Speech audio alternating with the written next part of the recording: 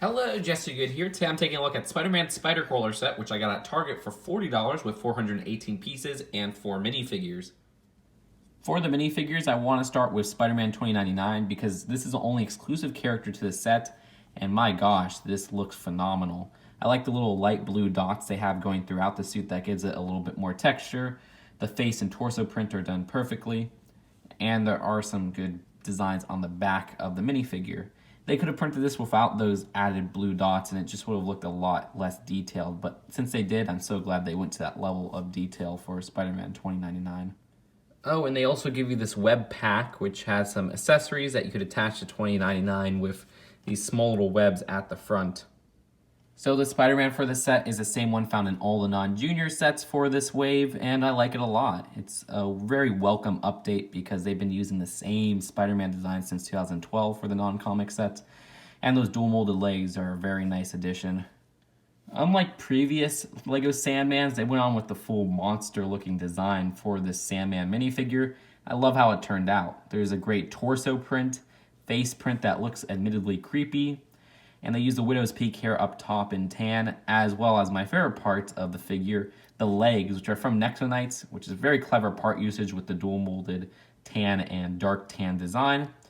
And on the back of the figure, you can see there is some torso printing as well as an alternate face where he looks a bit calm, which in a way is even creepier. Why is he so calm? And finally, we have the Vulture, who has a new torso print, but that's about it, because the face print is the same one they used even in the Spider-Man Homecoming sets for some reason.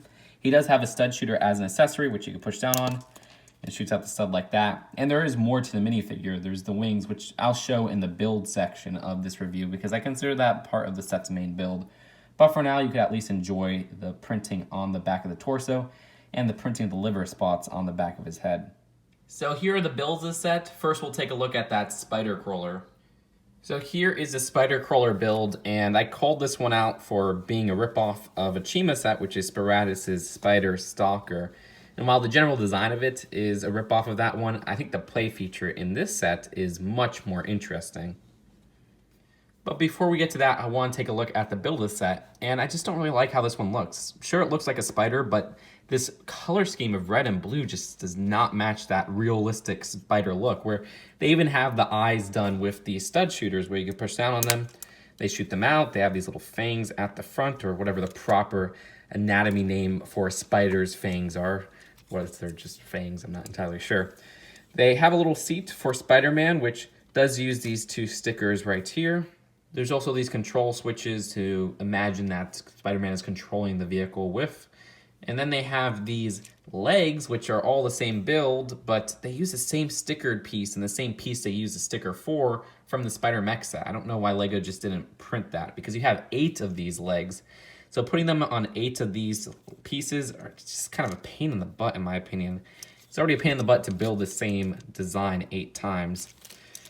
But either way, those are all stickered, so you do get quite a bit of stickers for a $40 set. One thing I do like about the legs, though, is the use of these fang pieces in blue, which I haven't seen in blue before. I think they are exclusive to this set in that blue coloring.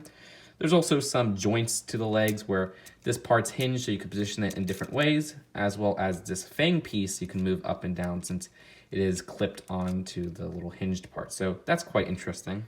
As for the abdomen design, they have this printed piece on both sides. And they have a stud shooter, which is used to shoot these newer spider pieces, which I originally thought were introduced in these Marvel 2019 sets, but are actually from Nexonites. But you just load those in there and shoot it like that. They also give you some alternate ammunition, which are part of the spider web pack, which they have a bigger web right there and a medium-sized web. But let me illustrate the main play feature, which if you wheel this spider around, look at that. All the legs move up and down. Isn't that awesome? My hand's kind of blocking the back legs, but even those move as well. I haven't had any trouble with this. It's a really neat mechanism in general, and I like the execution, and it kind of makes sense for a spider vehicle like this. And that feature works thanks to some mechanisms connected to this wheel at the bottom. So when that wheel turns, they rotate clockwise, which is quite interesting. So while I may not like the build for this set in terms of its looks, I do really like that play feature. As for the Sandman's full build, he has this big hammer that Has some nice kind of look to it. I like how they use that Next to Knight's triangle piece in tan at the top, as well as some studs for each side. And if you remove the bottom Next to Knight's leg piece, this sand platform right here can be opened right in the middle. And there's these two gems which are held just with a double cheese slope, and you have one that's red and one that's blue. There's also the wing build for Vulture, which is just attached by putting this neck piece with the 1x2 kind of studs right there.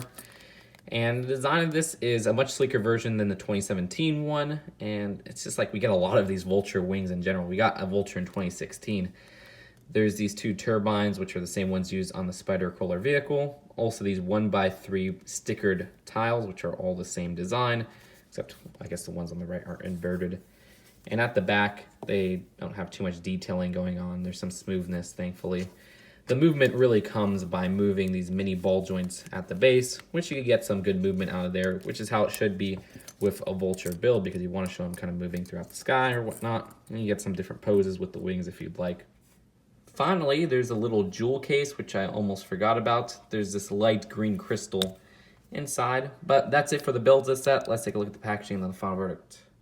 So here's a box. You got that $40 square box size, and the back, which it's still weird that there's no Marvel Superheroes branding on here. As for the instructions, again, no ads in here. They just kind of advertise Lego Life and how you can use it to build on your iPad or whatnot. So overall, I gotta be honest, I actually kind of like this set. I know, I was trashing on it all throughout the reveal season, but the Spider Crawler, well, I don't like the look of it still. I like the play feature a lot. I think that's fun to play around with. The Sandman and Vulture builds, while they've been done before, I think these are just the best versions of them, because the Vulture is very sleek this time around, and the Sandman build has some great part usage with that Next to Knight's leg piece. And the minifigures in general are pretty good selections. I still kind of wish they added more minifigures to this for $40, because the Vulture has a reused face. Spider-Man is present in all the sets. I mean, the junior sets, I guess, don't have the dual molded legs, but still, the Sandman and Spider-Man 2099 are both probably the best minifigures of this set with some great detailing all around. So I'd rate this one a B for $40. I don't think it's a bad set whatsoever, and it's a pretty good deal for what you get.